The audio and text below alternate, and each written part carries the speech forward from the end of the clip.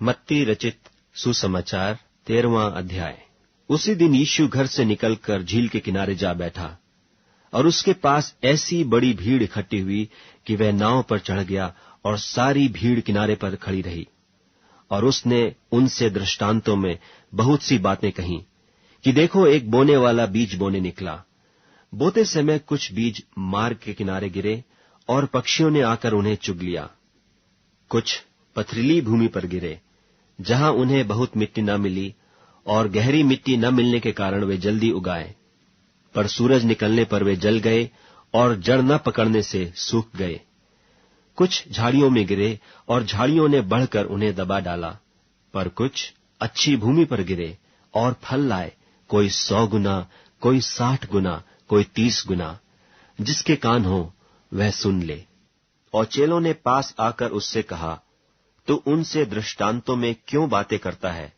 उसने उत्तर दिया कि तुमको स्वर्ग के राज्य के भेदों की समझ दी गई है, पर उनको नहीं। क्योंकि जिसके पास है उसे दिया जाएगा और उसके पास बहुत हो जाएगा, पर जिसके पास कुछ नहीं है, उससे जो कुछ उसके पास है वह भी ले लिया जाएगा। मैं उनसे दृष्टांतों में इसीलिए बातें करता हूं कि वे देखते हुए नहीं देखते और सुनते हुए नहीं सुनते और नहीं समझते। और उनके विषय में यशायाह की यह भविष्यवाणी पूरी होती है कि तुम कानों से तो सुनोगे पर समझोगे नहीं, और आंखों से तो देखोगे पर तुम्हें न सूझेगा। क्योंकि इन लोगों का मन मोटा हो गया है और वे कानों से ऊंचा सुनते हैं और उन्होंने अपनी आंखें मूंद ली हैं। कहीं ऐसा न हो कि वे आंखों से देखें और कानों से सुनें और मन से समझें और फिर जाएं और मैं उन्हें चंगा करूं। पर धन्य है तुम्हारी आंखें कि वे देखती हैं और तुम्हारे कान कि वे सुनते हैं। क्योंकि मैं तुमसे सच कहता हूं कि बहुत से भविष्यद्वक्ताओं ने और धर्मियों ने चाहा कि जो बातें तुम देखते हो देखें पर न देखीं, और जो बातें तुम सुनते हो सुने पर न सुनी। सो तुम बोने वाले का दृष्टांत सुनो। जो कोई राज्य का वचन सुनकर नहीं समझता, उसके मन में जो कुछ बोया गया था उसे वह दुष्ट आकर छीन ले जाता है। यह वही है जो मार्ग के किनारे बोया गया था। और जो पथरीली भूमि पर बोया गया, यह वह है जो वचन सुनकर तुरंत आनंद के साथ मान लेता है, पर अपने में जड़ न रखने के कारण वह थोड़े ही दिन का है। और जब वचन के कारण क्लेश या उपद्रव होता है तो तुरंत ठोकर खाता है।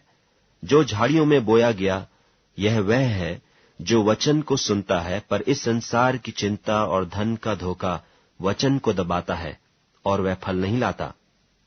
जो अच्छी भूमि में बोया गया, यह वह है जो वचन को सुनकर समझता है और फल लाता है, कोई 100 गुना, कोई 60 गुना, कोई 30 गुना। उसने उन्हें एक और दृष्टांत दिया कि स्वर्ग का राज्य उस मनुष्य के समान है जिसने अपने खेत में अच्छा बीज बोया। पर जब लोग सो रहे थे तो उसका बैरी आकर गेहूं के बीच जंगली बीज बोकर चला गया। जब अंकुर निकले और बालें लगीं तो जंगली दाने भी दिखाई दिए। इस पर गृहस्थ के दासों ने आकर उससे कहा, हे स्वामी, क्या तूने अपने खेत में अच्छा बीज न बोया था? फिर जंगली दाने के पौधे उसमें कहां से आए? उसने उनसे कहा, यह किसी बैरी का काम है। दासों ने उससे कहा, क्या तेरी इच्छा है कि हम जाकर उनको बटोर लें? उसने कहा, ऐसा नहीं न हो कि जंगली दाने के पौधे बटोरते हुए उनके साथ गेहूं भी उखाड़ लो। कटनी तक दोनों को एक साथ बढ़ने दो, और कटनी के समय मैं काटने वालों से कहूंगा, पहले जंगली दाने के पौधे बटोर कर जलाने के लिए उनके गट्ठे बांध लो और गेहूं को मेरे खत्ते में इकट्ठा करो। उसने उन्हें एक और दृष्टांत दिया कि स्वर्ग का राज राई के एक दाने के समान है, जिसे किसी मनुष्य ने लेकर अपने खेत में बो दिया। वह सब बीजों से छोटा तो है, पर जब बढ़ जाता है तब सब साग पात से बड़ा होता है और ऐसा पेड़ हो जाता है कि आकाश के पक्षी आकर उसकी डालियों पर बसेरा करते हैं। उसने एक और दृष्टांत उन्हें सुनाया कि स्वर्ग का राज्य खमीर के समान है, जिसको किसी स्त्री ने लेकर 3 पसेरी आटे में मिला दिया, और होते होते वह सब खमीर हो गया। ये सब बातें यीशु ने दृष्टांतों में लोगों से कहीं, और बिना दृष्टांत वह उनसे कुछ न कहता था, कि जो वचन भविष्यद्वक्ता के द्वारा कहा गया था वह पूरा हो कि मैं दृष्टांत कहने को अपना मुंह खोलूंगा। मैं उन बातों को जो जगत की उत्पत्ति से गुप्त रही हैं प्रकट करूंगा। तब वह भीड़ को छोड़कर घर में आया और उसके चेलों ने उसके पास आकर कहा, खेत के जंगली दाने का दृष्टांत हमें समझा दे। उसने उनको उत्तर दिया कि अच्छे बीज का बोने वाला मनुष्य का पुत्र है, खेत संसार है, अच्छा बीज राज्य के संतान और जंगली बीज दुष्ट के संतान हैं। जिस बैरी ने उनको बोया वह शैतान है। कटनी जगत का अंत है और काटने वाले स्वर्गदूत हैं। सो जैसे जंगली दाने बटोरे जाते और जलाए जाते हैं, वैसा ही जगत के अंत में होगा। मनुष्य का पुत्र अपने स्वर्गदूतों को भेजेगा और वे उसके राज्य में से सब ठोकर के कारणों को और कुकर्म करने वालों को इकट्ठा करेंगे और उन्हें आग के कुंड में डालेंगे। वहां रोना और दांत पीसना होगा। उस समय धर्मी अपने पिता के राज्य में सूर्य की नाई चमकेंगे। जिसके कान हो वह सुन ले। स्वर्ग का राज खेत में छिपे हुए धन के समान है, जिसे किसी मनुष्य ने पाकर छिपा दिया और मारे आनंद के जाकर और अपना सब कुछ बेचकर उस खेत को मोल लिया। फिर स्वर्ग का राज्य एक व्यापारी के समान है, जो अच्छे मोतियों की खोज में था। जब उसे एक बहुमूल्य मोती मिला तो उसने जाकर अपना सब कुछ बेच डाला और उसे मोल ले लिया। फिर स्वर्ग का राज्य उस बड़े जाल के समान है, जो समुद्र में डाला गया और हर प्रकार की मछलियों को समेट लाया।